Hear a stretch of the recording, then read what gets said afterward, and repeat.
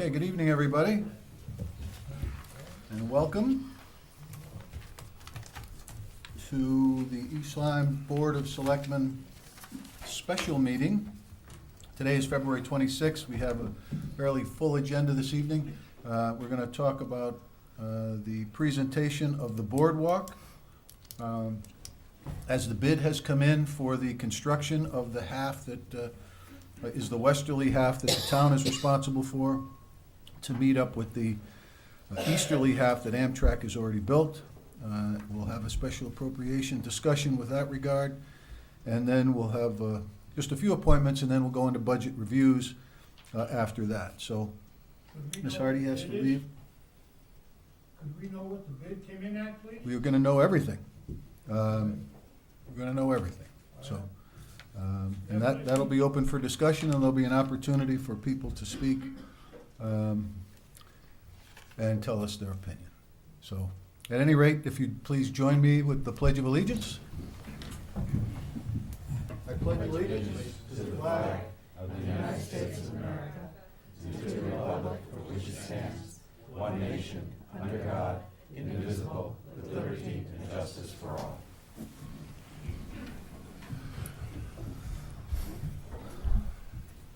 Thank you very much. We'll call the meeting to order. Mr. Nickerson has a family conflict this evening and will not be available, and I'm not sure about Mr. Wilson. I expect him to be here.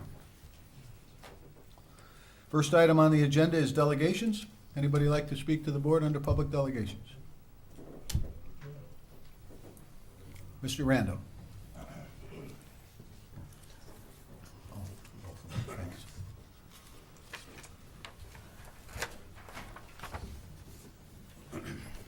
Ron Randall, 194 Boston Post Road, East Lyme. Good evening, sir. Good evening, ladies and gentlemen. Did I understand it's just going to be open for discussion when you bring it up on the boardwalk, or just? It'll be open for discussion among the board. There'll be, then it'll go to the Board of Finance, and then it'll go to town meeting. What I'm asking is, we can only speak now then? Yes, sir. And can I find out what the bid is? Is there any way I can find that out before? I think we have a list of the entire bid package right there. It's on our webpage too, all of it. I don't use a computer, sir. Okay. Okay?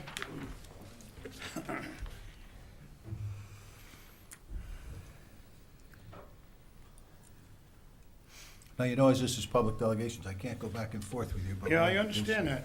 Okay. Well, let's start from the beginning of this boondoggle that I sat on that board right there. When this boardwalk was brought forward by Mr. Pappas, and I think another gentleman, Jay Janae or something, I think. And they brought forward what they wanted to do with the boardwalk. And the first question I asked them when they came in front of the board was, what's gonna happen? Who's gonna maintain this boardwalk? Well, they said, we're gonna take care of it. East Lyme Public Trust. Well, where the hell has the East Lyme Public Trust been? I haven't seen them in how many years we've had that boondoggle down there. We spent a lot of taxpayers' money, lots of it. The bids, when the bid came in, it was $3.8 million. They disbanded the commission that was negotiating and discussing the boardwalk. And then our first selectman, Mr. Frazier, took over with a lady from downstairs, and they started building the boardwalk. Well, as fast as they built it, the part that was built was coming apart because of the water and the water pressure and everything else. It wasn't built right from the beginning. So I don't know what we've spent so far, maybe 8 million, 10 million. By the time we get through building this boardwalk, it's going to cost the taxpayers in this country over 20 million bucks. That's how I figure it. Time, material, and everything else. I think it's a disgrace. I voted against it. I said, it's not going to stand up. And every time Rando said something, oh, you don't know what the hell you're talking about. Well, it didn't. Didn't stand up every time it was rebuilt, it went down the tubes. And I see there's a lot of people here tonight. Figure if they have to vote, they're gonna vote for it, but I don't know how we can beat this thing, but I don't think that goat path should be touched, left just as it is. It's a waste of money, and it has been ever since you started playing around with it. Now I want to say something about the town budget that you people are gonna work on. It's time, there's only 4 of you there right now, but there should be 6. It's time you start thinking of the townspeople in this town. This budget that Mr. Formica put forward and our Board of Education put forward is ridiculous. Absolutely ridiculous.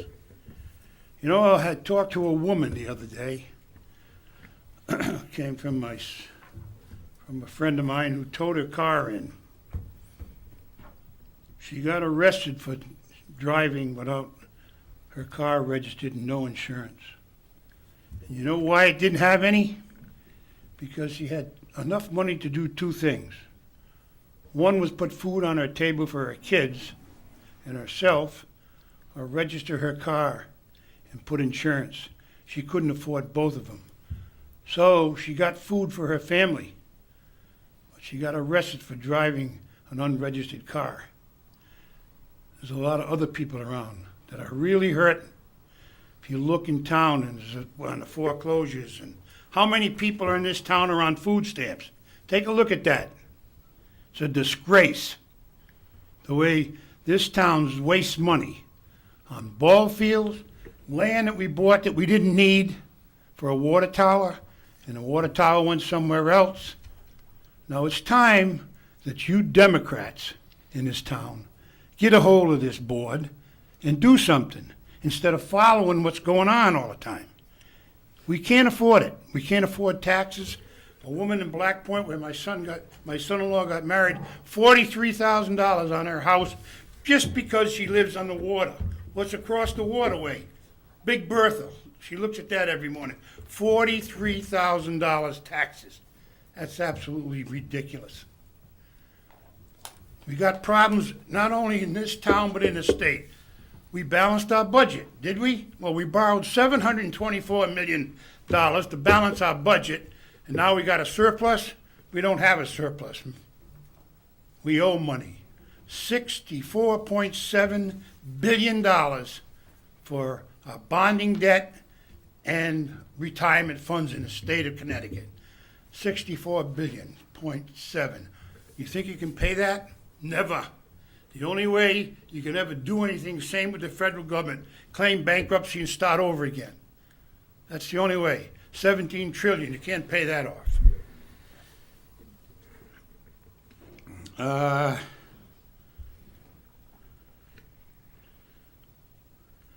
And I see tonight, I'm probably gonna upset a few people, but it's time we upset a lot of people. We got, what the hell did I do with it? I saw on the thing we're gonna do the firehouse budgets. Okay? Police, firehouse, Niantic Fire Department, Flanders. It's time that we look at the fire departments and we can cut there some. We don't need all new vehicles every so often. We don't need 2 ladder trucks in this town right now. That's a way you can save some money. You got to look at things and try to save some instead of raising taxes. And by another way you're going to get by the budget is put your stuff off budget, which you do all the time. But it's time that the people in this town make you people stand up and work for them. That's who pays your salary. Thank you. Thank you, Mr. Rando. Anyone else like to speak under public delegations? Mr. Drabick.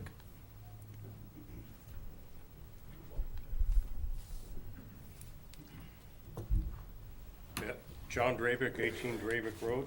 Good evening, sir. Good evening. How's all the big spenders today? Very well, Yeah, thank you. you laugh. Yeah, you got that right. I have in front of me the resolution for building the original boardwalk from back around 2002, 2003. Appropriating $3.8 million, which was added to once or twice for at least another $1 million. The resolution, the sum was appropriated for design and construction of the Atlantic Bay Overlook project consisting of terraces and embankments and a wooden structure of wood decking approximately 5,300 feet in length running along the Atlantic Bay between the Hole in the Wall Bridge and the Atlantic Bay Bridge, and for construction of a fishing pier into the bay about 150 feet on the easterly end. What did we get? We got about 2,500 foot of a wooden structure. It was supposed to be 14 feet wide. When we told everybody what we were supposed to build with another big presentation, it gets cut to 10. The fishing pier disappeared. In the end, Amtrak took it out. We got nothing for it.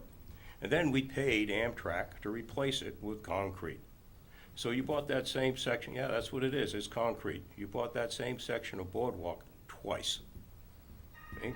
Just because you couldn't wait a few years for Amtrak and then do it once.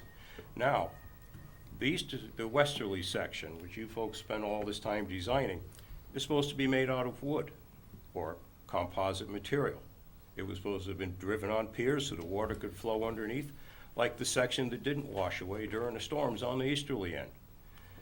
So why are you going to the trouble of taking our tax money again through FEMA and all this other crapola that they send down from the state because they never check anything to give us something we never approved in the beginning? It's stupid. You people aren't paying any attention at all. You just think, we're getting some free money from the government. We're going to give you another goat path. Well, I don't care whether you build it out of concrete, stainless steel, for all I give a damn. This is what we have voted for. This is what we should get. This is going to be another bait and switch, which is exactly what happened the last time we got a piece of crap from this board. Every time this board does something, every time we approve money, it's bait and switch. So now you're going to get all these engineers, which we pay, to rebuild the boardwalk as another goat path. Fine, higher, bigger, taller, out of stone, but it's not what the public approved in the voting booth. Why did you waste your time putting these people to work? How about remembering who you work for, which is the voter? And this is what was hanging up in the voting booth. It's called voters' rights.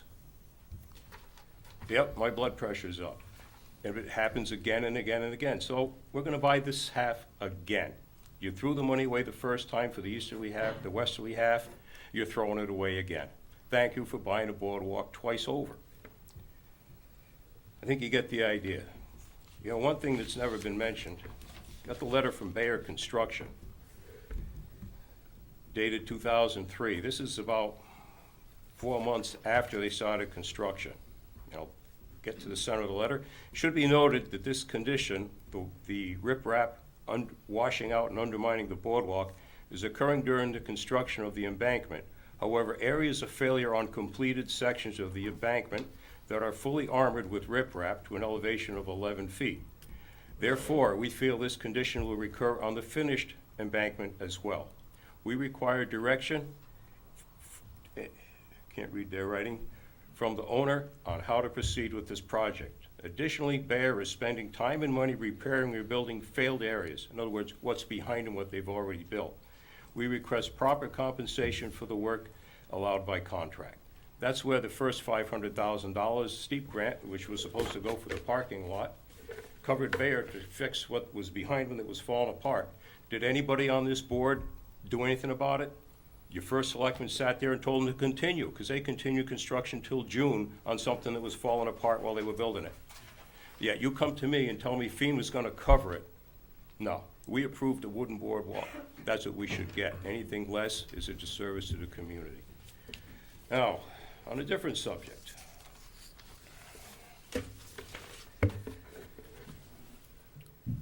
East Lyme Public Trust. They seem to have more influence on this board than the average voter does. What we kept hearing was East Lyme Public Trust is going to repair and maintain the boardwalk at their expense. Wouldn't cost the local taxpayer a dime. Yet here we are, putting our engineers all to work, all 15 of them, or wherever they got, rebuilding the damn boardwalk. Well, we don't have a contract with the public trust for what they were supposed to do. Before you continue, and think they're still obligated to do it, I want to see a contract in place that says they will do it, so you don't keep hitting the taxpayer up and nickel diming us to death like the last boardwalk.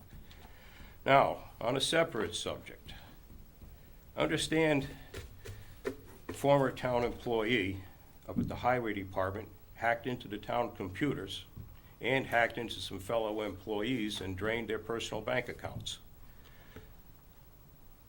I know it's not something you want to talk about, but I think we have a major problem in this town the way we do business. I looked at some of the auditor's report. You have the same report that they've been issuing for the past 5 years of all these material defects in the way you do business. Filling post orders out. When you go to buy a part down at the auto store, they buy the part, then come back and fill out the report. That's not how it's supposed to work. That's ass backwards. It keeps happening again and again. Well, I think we have ourselves a material defect in the way we do our check writing in this town. The direct deposit, which we've switched to, isn't working right. I want to see something straightened out there. I want to know what went wrong. I've been asking to have the check register online. I want to see deposits, I want to see expenses. There's no reason why it can't be done. Other towns do it, and it's time. I'd also like to see, because you keep buying vehicles every 10 minutes, I want to see an assets management program. I want to see where the money came from, where the vehicle came from, how it was disposed of, because we have a major problem disposing of vehicles in this town, and equipment. Too many lies. I'm tired of it. Thank you. Thank you, Mr. Dravick. Anyone else like to speak under public delegations? Thank you. Hearing none, we'll move to the next item of business, which is the approval of minutes of the special meeting of February 19th, 2014. Move to approve the minutes of the special meeting of February 19th, 2014 as submitted. Motion is made. Is there a second? Second, Mr. Wilson. Any discussion on these minutes? Yes, Ms. on Hardy? page 6. The fourth paragraph down, Ms. Hardy noted the planning commission. Wait, Isn't it special? for the special meeting of February 19, I have, All right, I must be on the regular minutes, excuse me. okay. So we'll do, you meant the regular ones, right? Yes. Okay, so we'll do the special. Any comments on those? Hearing none. All those in favor signify by saying aye. Aye. Anyone opposed? Motion carries. Next is the public hearing of February 19th. Move to approve the minutes of the public hearing of February 19th, 2014 as submitted. Motion is made. Is there a second? Second. Any discussion on this item? Hearing none. All those in favor indicate so by saying aye. Aye. Anyone opposed? Next item are the minutes of the regular meeting of February 19th. Have a motion, please? Move to approve the minutes of the regular meeting of February 19th, 2014 as submitted. Is there a second? Second. Second, Ms. Hardy, for discussion, please. On page 6, approximately halfway down the page, paragraph begins, Ms. Hardy noted the planning commission had been canceled, and then she attended the inland wetlands. I believe that was probably a mistake on my part. It should have been the Natural Resources Commission.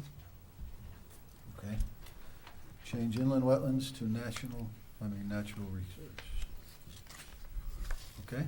Anything else? That's it. Any other comments on these minutes? Hearing none, all those in favor signify by saying aye. Aye. Anyone opposed? Motion carries. Okay, the next item we have is a boardwalk presentation on the proposed design. We have a number of people here that have participated in the new design. And I will tell you that the bid process went forward. We got the bids in on Friday, the 21st. The building committee has met and to discuss this. This has been now brought forward to the Board of Selectmen. We anticipate the process to be A special appropriation vote this evening. Should it pass the Board of Selectmen, it would go to the Board of Finance on March 12th. Should it pass the Board of Finance, it would go to the town meeting on March 19th. This is money that we'll be talking about this evening that will pay for this half that has been accumulated over time from 2 insurance settlements based on hurricane damage, a steep grant in the amount of $500,000, and a settlement with the original designers and builders for building this thing not the way they were supposed to. It was built to be able to withstand a 25-year storm in those days, and it did not. And we all know the history of how that gravel didn't hold up.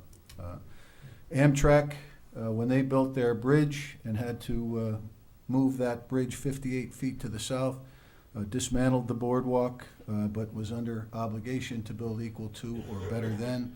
They did put a concrete sidewalk down as part of the railroad modification and the construction. We, the town, have improved Cheney Park for parking, and the beach itself was significantly enlarged as a result of that project. We have pictures this evening that will show the current state of the boardwalk, previously the gravel portion of it. And we also have a presentation of what we plan to rebuild it with to withstand a 100-year storm protection and to last much longer than either the gravel obviously did and the wood would have. So we'll present that to the board, and then we'll make the same presentation to the Board of Finance and the same presentation to the town meeting. It has been a long, arduous process to get to this point. We had upwards of 60,000 people, or 60,000 people trips on that boardwalk during the year. It is an economic stimulator to the town and is visited by many people in the region. So we will do the best we can to do it right this time and not have to revisit this again and to take care of it. So I'd introduce Bill Shear, who will introduce the team. Bill is our Deputy Director of Public Works.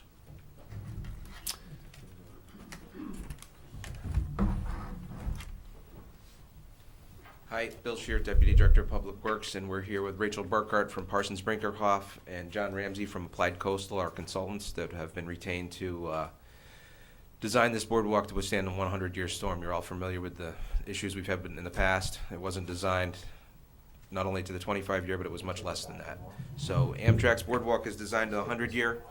100-year storm is the standard when designing a structure like this. I know you've seen these pictures before, but we'll run through them real briefly again. This is what the boardwalk looked like pre-Irene. It had sustained some damage. If you'll notice, you can see this electrical cabinet from Amtrak. That'll give you a frame of reference as we go through the pictures. That was post-Irene. As you can see, some damage. The gravel surface is eroded. The rocks have moved. They've painted the electrical cabinet at that point.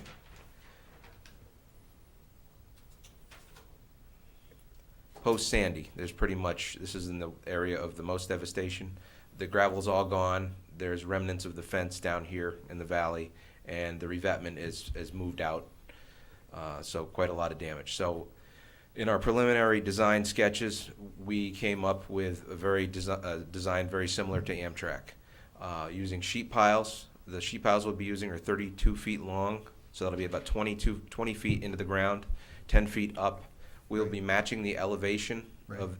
Excuse me, Ray, could you just step back 1 foot because there's some people that just can't see. Thank you so much. You want to just twist it a little bit? Can you still see that, Bill? No, you moved it. It's You- okay. I'm good. The camera can't see it, though. The TV. Can you move the camera? No. What about the camera? Yeah. Yeah, that's good enough. I don't know if that's good enough there, but There. a nice picture of Darlene's bag there. That works out pretty well. That's a great bag.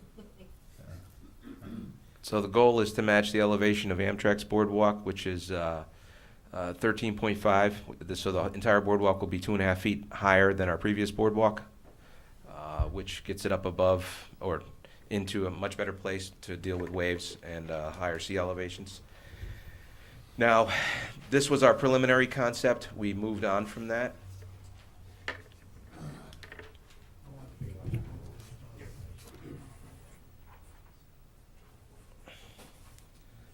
Just stick with that one for right now, Rachel, please. Because the hole-in-the-wall parking lot is now complete, we couldn't stage from that area, and besides, the sheet piles are so long, it would be very difficult to bring them under the hole-in-the-wall. So we plan on, this is McCook's Park right here.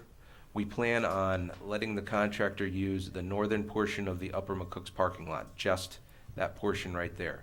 They will fence off and segregate the entire McCook's Park so that they will have access to this part. They will make their own entrance into the fence so that during the summer, all the normal activities that go on in McCook's can still go on. The pavilion will be under the contractor's control, but I'm assured that the Parks and Rec Department is doing a temporary fence to take care of all the activities that are in the pavilion for the summer. The contractor will build a haul road down along here. There's an existing stone dust walkway. They will expand that to 12 feet wide and supplement it with additional gravel/stone dust, so that they can have a good haul road all the way down. Here, where it's narrow, is just as you get to the hole in the wall, they're actually going to build a revetment slope and widen that to a 12-foot haul road. Now, when the contractor's done, all this will stay in place so that we will have a haul road and a very good, very reasonably sloped access that emergency vehicles and people with disabilities can use. So it works for the contractor and it works for the people when they're done. They'll leave it in place. We have all our permits. We have the zoning permits. We have our DEP permits, our Army Corps permits. All the permits have been already attained. So the contractor will do all their staging up here. And actually, now let's go to the detail of what this is going to look like.